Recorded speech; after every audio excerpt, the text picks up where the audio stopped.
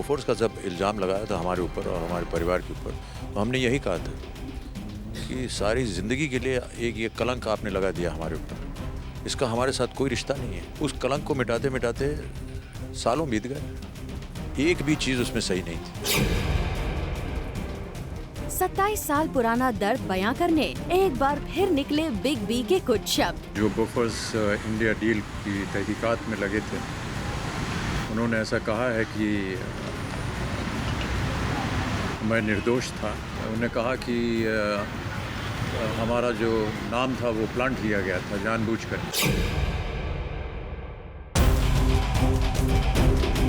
जिस बात की याद बिग बी को कर देती है परेशान, वही एक्सपीरियंस बयां करने जा रही है उनकी जुबान।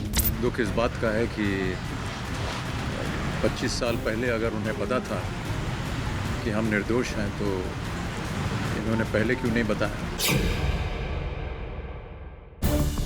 पर अब तक इस इशू पर निशब्द रहते आए बिग बी ने मीडिया के सामने नहीं बल्कि अपने ब्लॉग पर तोड़ी है अपनी चुप्पी। और बिग बी के फैंस के साथ साथ बाकी जमाने के सामने आ गया है बिग बी की लाइफ का वही सबसे बड़ा कंट्रोवर्शियल मुद्दा, जिसे नाम मिला बोफोर्स स्कैंडल।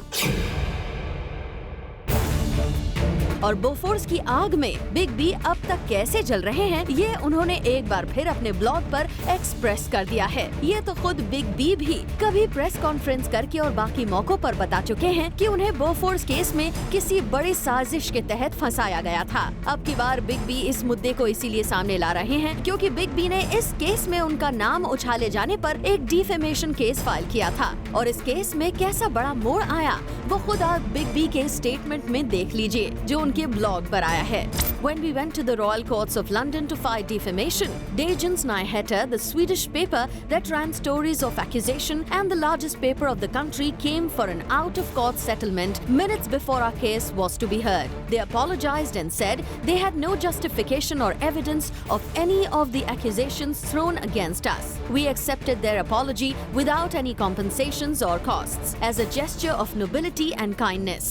जी हाँ, बिग बी के ब्लॉग की माने तो उन्होंने अपने ऊपर इल्जाम लगाने वाले को माफी दे दी है, वो भी बिना किसी शर्त। और लगता है ये मामला उनके लिए थोड़ा सेंसिटिव इसीलिए है क्योंकि इस बात को लेकर मीडिया के सामने उन्होंने आना ठीक नहीं समझा। लेकिन अगर कुछ साल पहले का वो वक्त रिवाइंड करें जब बिग बी जूम पर अपनी फिल्म पा का प्रमोशन करने आए थे, तो उन्होंने हूबहू यही बात जूम के सामने भी एक्सक्लूसिवली कही थी। कोर्ट में कोई वो आदमी नहीं गया जो इल्जाम लगा रहा था। होना तो यही चाहिए था कि जो इल्ज़ाम लगा रहा है वो हमको कोर्ट ले जाए। हम कोर्ट में गए और हमने उनको बुलाया, आइए ये है माध्यम, यहाँ आकर के जो भी इल्ज़ाम लगाना है लगाइए, लेट द कोर्ट डिसाइड। एक भी पत्रकार नहीं आया और एक भी जो इल्ज़ाम लगा रहा था नहीं आया। एक अखबार जो कि स्वीडिश का अखबार था जिसने एक रिपोर्ट गलत लिखी थी, उसने कोर्ट के 1 घंटा पहले आकर के माफ़ी मांगी, कहा sir we are settling out of court, I am not going inside. मैंने कहा ठीक है, हमको आपसे पैसा नहीं चाहिए, हमने गलती मान ली, छाप दीजिए बस। कहीं ना कहीं हमने भी एक अपनी उदारता दिखाई, पर निर्णय जो था वो कोर्ट में आया। ऐसे में जब देश में इलेक्शंस का माहौल गर्म है, बिग बी की अपनी ही कही हुई बात को अपने ब्लॉग पर दोहराने का क्या मतलब हो सकता है। बिग बी ने अपने 27 साल पुराने दर्द का इजहार करने के लिए चुनावों के बीच का ये मौका आखिर क्यों चुना, ये वाकई एक पहेली है क्योंकि चुनावों के दौरान पुरानी बातें यूं ही सामने नहीं आती। अक्सर देखा जाता है कि ऐसी बातें जानबूझकर सामने लाई जाती हैं। इसीलिए इसका ठीक जवाब तो खुद बिग बी ही दे सकते हैं कि उन्होंने अपने ब्लॉग पर बोफोर्स स्कैंडल का राग दोबारा क्यों छेड़ा है। Bureau report, zoom, Mumbai.